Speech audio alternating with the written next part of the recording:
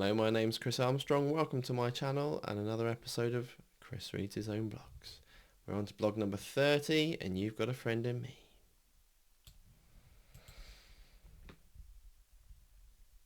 Sorry might be the hardest word, but sharing, proper accountable sharing, is one of the hardest things. I have a confession to make. I put the pro in procrastination. I've done things or not done things in my life that wouldn't have been that way if I'd been held accountable to them. Whether that's sitting playing on Football Manager Mobile whilst I'm supposed to be loading the dishwasher, or when I helped myself to a free Magnum or two when I was a 16-year-old, on a rainy day I was stuck on an ice cream stall. There's something innate in our behaviour when others are keeping tabs on us. Here's a good test to see if my wife's reading or indeed watching this today. Now, I'm now in my mid-30s. My friends, I'm very nearly 40. Anyway, my legs are no longer hollow. My dad bod will confess to that. So I recently joined some colleagues and my family in using MyFitnessPal to enter food and drink intake and to monitor nutrition and activity. Now, I like computer games, so a points-based system is something that will motivate me. But I also know that computer games have got cheat codes and ways around them. Bit of a throwback to Super Mario Bros. 3 and the brilliant whistles that got you to go jump a few worlds, if anybody remembers that one. Now, what keeps me accountable is not only that I will input my food and drink into the diary, it is that the diary is visible to my wife and my colleagues. My wife knows what I eat at home, and my colleagues know what I eat in the office.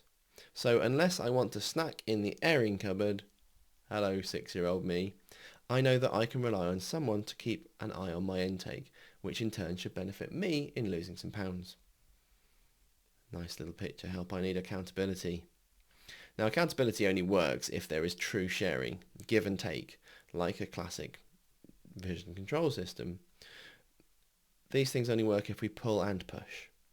At university, I attended a Christian Union group, and within that group we were encouraged to find ourselves peers with whom we could humbly and openly and without prejudice share our weaknesses, listen and hold each other to account.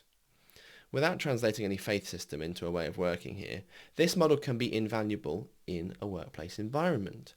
Do you ever consistently avoid certain tasks?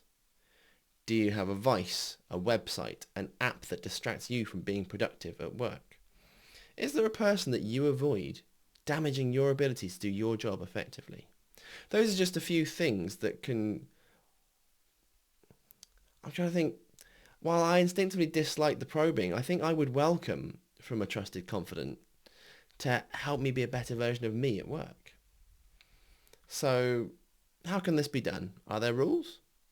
Well, I think the most important thing here is relationship. Whoever you are accountable with, they need to be someone that you trust. Otherwise, you won't share with them. They also need to be on board with the concept and be willing to challenge you. Regular catch-ups, be that phone calls, coffee, tea breaks, a time available to share. Just make sure that you're in an environment where you're comfortable to share and consider who else is around.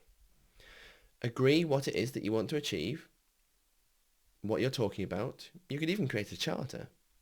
I don't think it needs to be a colleague or someone in situ with you, but someone from the same domain would likely be advantageous.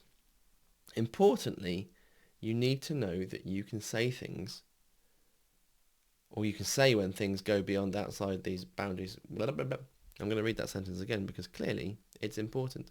Importantly, you need to know that you can say when things go beyond outside those boundaries without judgment.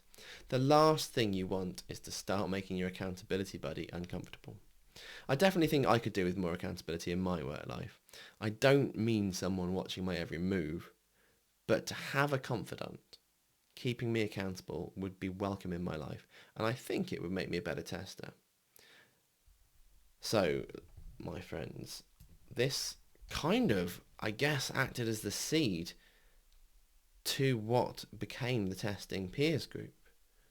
I was definitely in a situation where I was struggling with a lot of things, and by reaching out to a bunch of folks that I knew might be in a similar situation to me, we started that kind of building on the foundation of accountability. And you know, we're still trying to work out what we're doing, but we're trying to build out a charter and try to make ourselves safe and accountable and all these sorts of things.